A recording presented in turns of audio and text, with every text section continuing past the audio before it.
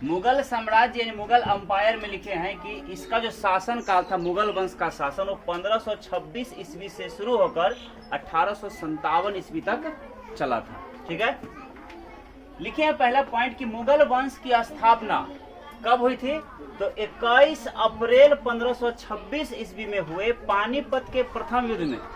21 अप्रैल 1526 ईस्वी में बाबर और इब्राहिम लोदी के बीच पानीपत का पहला युद्ध हुआ था, ठीक ना, जिसमें बाबर जीत गया था। उसी जीत के बाद मुगल वंश की स्थापना हो गई थी। उसी को लिखे हैं, मुगल वंश की स्थापना 21 अप्रैल 1526 ईस्वी में हुए पानीपत के प्रथम युद्ध जो बाबर और इब्राहिम लोदी के बीच हुआ था, है ना, के बाद बाबर के जीतने से हुई थी। इसीलिए बाबर को मुगल वंश का संस्थापक माना जाता है। मुगल वंश का संस्थापक कौन था? बाबर। फिर लिखे हैं, बाबर का पूरा नाम जहीरुद्दीन मोहम्मद बाबर था। बाबर का पूरा नाम क्या था? जहीरुद्दीन मोहम्मद बाबर था। ठीक, जो तैमूर का 5वां वंशज था। तैमूर का कौन सा वंशज था? 5वां वंशज था। बाबर मूलतः फरगना का निवासी था। बाबर मूल रूप से कहाँ का निवासी था? फरगना का निवासी था। और इसके पिता का नाम उमर शेख मिर्जा था, जो फरगना के शासक थे। ठीक है, बाबर कहाँ के निवासी था? फरगना का निवासी था। और इसके पिता का नाम था उमर शेख मिर्जा, जो फरगना के क्या थे? शासक थे। मुगल साम्राज्य का आरंभिक राजधानी आगरा थी। मुगल वंश की प्रारंभिक राजधानी कहाँ थी? आगरा। बाबर ने भारत पर 5 बार आक्रमण किया था। कितनी बार? 5 बार आक्रमण किया था। बाबर ने खानवा का युद्ध 1527 ईस्वी में जीता। बाबर जो है खानवा का युद्ध कब जीता था? 1527 ईस्वी में जीता था। और ये जो खानवा का युद्ध हुआ था वो बाबर और राणा सांगा के बीच हुआ था। किसके बीच?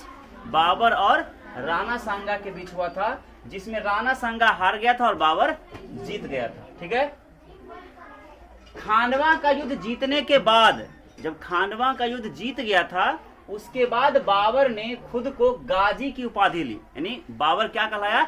गाजी। गाजी का मतलब होता है काफिरों को मारने वाला। गाजी का अर्थ क्या होता है? काफिरों को मारने वाला। और इसी खानवा के युद्ध में, है ना, उसने जिहाद का नारा दिया था, है ना। खानवा के युद्ध में ही बाबर ने क्या दिया था? जिहाद का नारा। देखो लिखे हैं, जिहाद का नारा दिया था।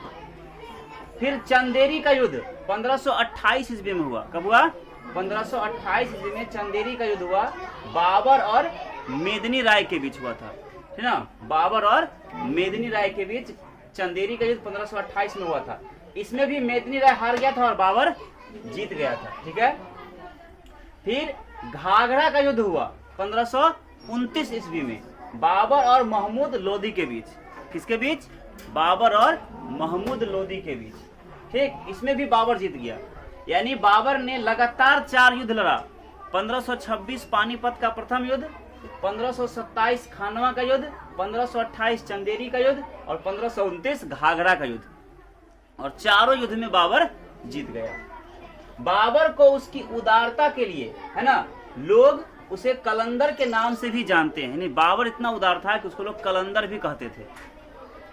तुजुक ए बाबरी, या उसी को कहते हैं बाबरनामा। तुजुक ए बाबरी या बाबरनामा की रचना बाबर ने किया था तुर्की भाषा में। किस भाषा में? तुर्की भाषा में किया था। इसके बाद फिर लिखे क्या कि बाबर के 4 पुत्र हुए। बाबर के कितने पुत्र थे? 4। जैसे बाबर जो था वो उमर शेख मिर्जा का बेटा था, है ना, उसी प्रकार बाबर का 4 बेटा था। पहला बेटा का नाम था हुमायूं, दूसरा था कामरान, तीसरा था अस्करी, है ना, अस्करी आधा 100 है ये, है ना, 100 का सुनिए, अस्करी, और चौथा था हिंदाल। बाबर के कितने पुत्र? 4 पुत्र, हुमायूं, कामरान, अस्करी और हिंदाल। शासक कौन बना था?